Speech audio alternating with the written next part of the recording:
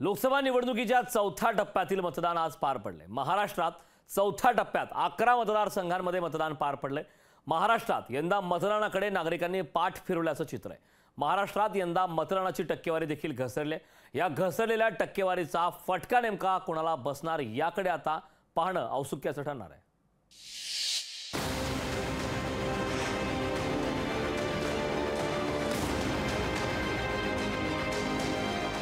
चौथ्या टप्प्यात मतदानाची टक्केवारी घसरली। पुण्यातील 3ही मतदारसंघात निचांकी मतदान। घसरलेला टक्का कुणाला घातक ठरणार?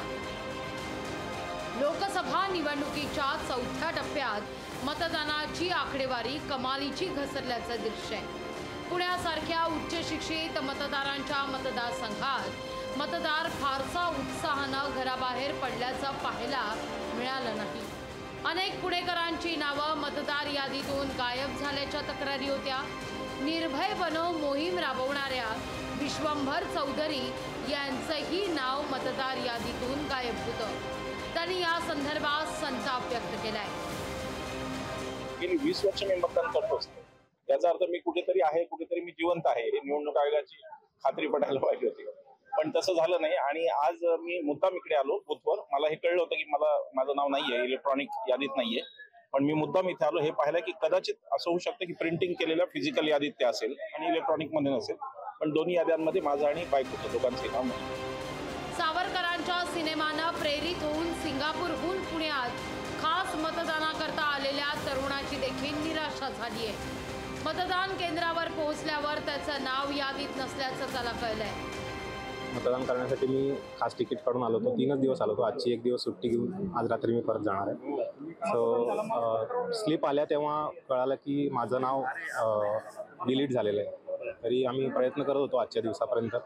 शेवटचा प्रयत्न असा होता की ॲक्च्युअल केंद्रावर जाऊन कदाचित नाव सापडेल किंवा काहीतरी फॉर्म 17ची जी अफवा आली होती त्याप्रमाणे काहीतरी फॉर्म भरून ॲक्सेप्ट केलं जाईल आणि एक मत वाया जाणार नाही अशी अपेक्षा होती।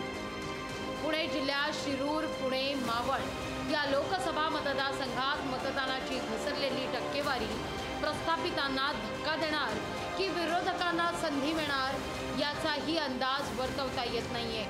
पण 4 जूनला जाहीर होणारा निकाल धक्कादायक असेल अशी कुजबूज पुण्यात सुरू झाली आहे। चंद्रशेखर भांगेंसह अमोल धर्माधिकारी, लोकशाही मराठी, पुणे।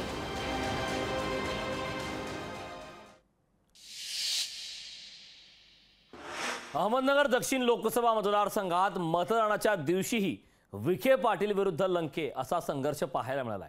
मतदारांना पैसे वाटण्याच्या आरोपांनी मतदानाचा दिवस हा गाजलाय।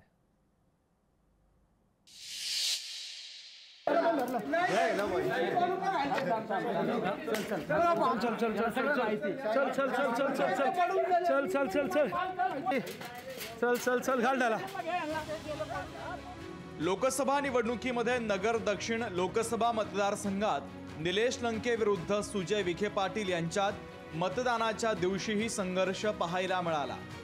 पारनेर जिल्ह्यात पैसे वाटण्यासाठी आलेल्या कार्यकर्त्यांना राष्ट्रवादी शरदचंद्र पवार पक्षाच्या कार्यकर्त्यांनी पकडून ठेवलं होतं। या कार्यकर्त्यांनी रस्त्यावरच पैशांची बॅग फेकून दिली होती। 500च्या नोटांची बंडलं रस्त्यावर पडलेली पाहायला मिळाली। निलेश लंकेंनी या प्रकरणी सत्ताधारी भाजपवर आरोप केले आहेत। काल माझ्याच तालुक्यामध्ये भाजपचा कोण पदाधिकारी त्याच्या गाडीत 8-9 लाख रुपये सापडले। त्याचबरोबरने शिवसेना शिंदे साहेबांच्या गटाचा तालुका प्रमुख वनकुट्यात त्याला सुद्धा लोकांनी सापडवलं, त्याच्याकडे पैसे सापडले। पण शेवट किती पैसे वाटले काही वाटले तर ही निवडणूकच जनतेने हातात घेतलेली आहे। भाजपचे उमेदवार सुजय विखे पाटील यांनी विरोधकांचे आरोप मात्र फेटाळलेत। पारनेरमधील जनता गुंडगिरीला हद्दपार करणार असल्याचं सुजय विखे पाटलांनी म्हटलंय। आमदार रोहित पवार यांचे 2019 सालीचे व्हिडिओ ते स्वतः विसरलेले आहेत। 2019 साली जर कर्जत जामखेडची विधानसभा पाहिली त्या ठिकाणी त्यांच्या बारामती ॲग्रोचे 5 कर्मचारी पैसे वाटताना पकडून पोलीस स्टेशनला आजही FIR तर कायम आहे। त्यामुळे आमच्याकडे तशी काही परिस्थिती घडलेली नाही। रोहित पवारांनी नगर दक्षिणमध्ये मतदारांना प्रसाद वाटला जात असल्याचा आरोप केलाय। यासाठी पुरावा म्हणून त्यांनी एक लिफाफा ट्विटरवर टाकलाय. राधाकृष्ण विखे पाटलांनी वाटप झालेला प्रसाद बारामतीचा असल्याची टीका केली आहे.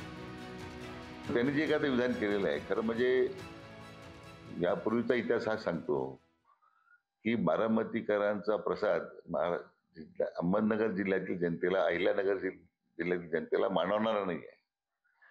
आणि त्यामुळे मला वाटतं हे जनतेने यापूर्वी दाखवून दिलेलं आहे.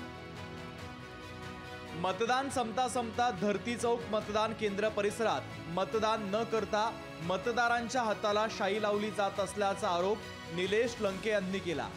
शाईबाज कार्यकर्त्यांना पकडल्याचा दावाही निलेश लंकेंनी केला.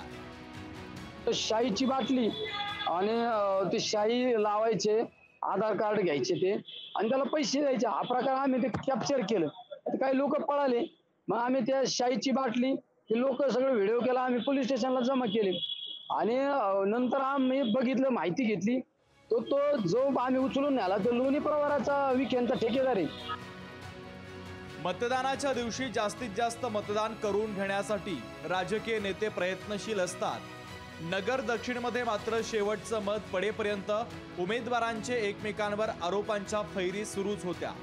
नगर दक्षिण लोकसभा मतदारसंघाच्या यावेळच्या निकालाची उत्सुकता संपूर्ण महाराष्ट्राला लागली आहे. संतोष आवारे, लोकशाही मराठी, अहमदनगर.